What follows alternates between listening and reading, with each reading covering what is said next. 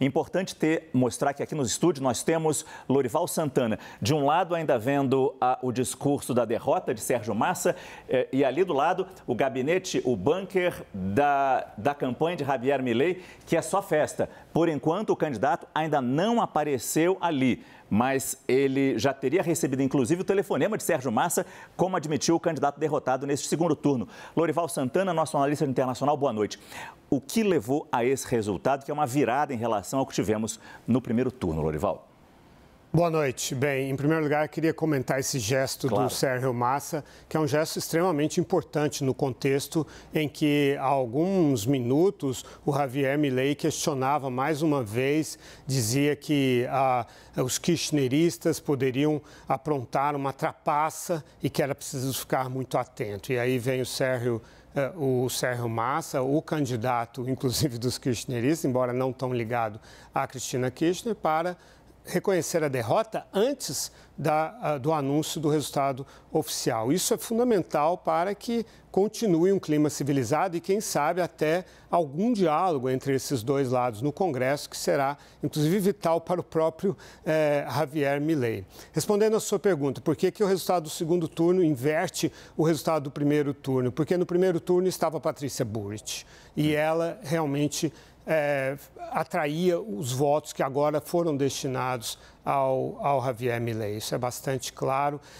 E de uma certa forma, os votos moderados daquele grupo Juntos pela Mudança, que eram destinados ao prefeito de Buenos Aires, Henrique Rodríguez Larreta, já tinham ido para o Sérgio Massa. E essa é a beleza das PASO, das primárias argentinas, porque o Larreta disputou com a Bullrich, perdeu nas PASO e os votos dele já não foram mais para a Bullrich, já se definiram para o Sérgio Massa. E ali eu dizia na época que o Sérgio Massa provavelmente havia batido em um teto. É claro que ele expande graças ao voto da esquerda, de outros candidatos da esquerda que ainda participaram do primeiro turno, participaram das primárias, mas claramente a tendência era para Javier Milei vencer nesse segundo turno, apesar de uma campanha que não foi tão forte quanto a de Sérgio Massa. Embora, no debate, isso foi uma análise que a gente fez aqui também, no debate, Sérgio Massa empurrou o Javier Milei para a moderação,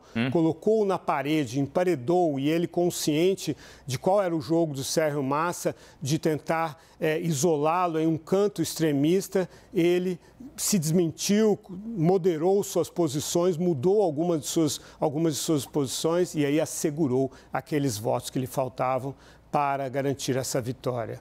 Lorival traz um ponto importantíssimo, e eu não sei se a gente consegue botar o Daniel Hittner, nosso diretor editorial em Brasília, que acompanha muito de perto a política argentina e certamente assistiu a esse segundo debate, a esse último debate das eleições de segundo turno, eleições presidenciais.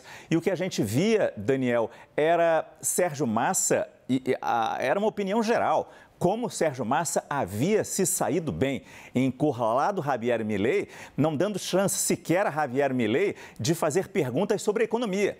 Ele, que é o atual ministro da Economia, responde pela economia do país que vai ter uma inflação que pode chegar a 180%. Sérgio Massa foi muito bem sucedido naquele debate, mas, como o Lorival bem destaca, não foi capaz de evitar essa virada em relação ao primeiro turno.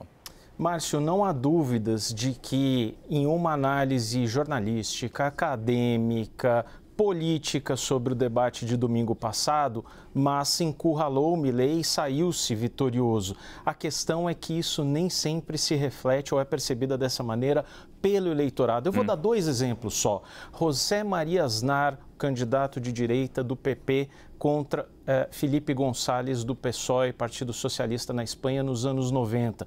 Felipe González, um dos grandes mestres da retórica, também encurralou José Maria Aznar e, no final das contas, nos anos 90, ali, José Maria Aznar foi eleito e desbancou Felipe González como primeiro-ministro da Espanha. Aqui no Distrito Federal, um debate muito clássico, Cristóvão Buarque do PT na época, contra Joaquim Roriz, do PMDB na época, também encurralou abalou tremendamente o adversário, diziam que o Roriz até passou vergonha, pois o sentimento foi de que entre o eleitorado, numa eleição muito acirrada, foi até de uma certa complacência, uma certa pena de Roriz, e isso foi interpretado pelo eleitorado como uma simpatia até, uma simpatia pelo candidato.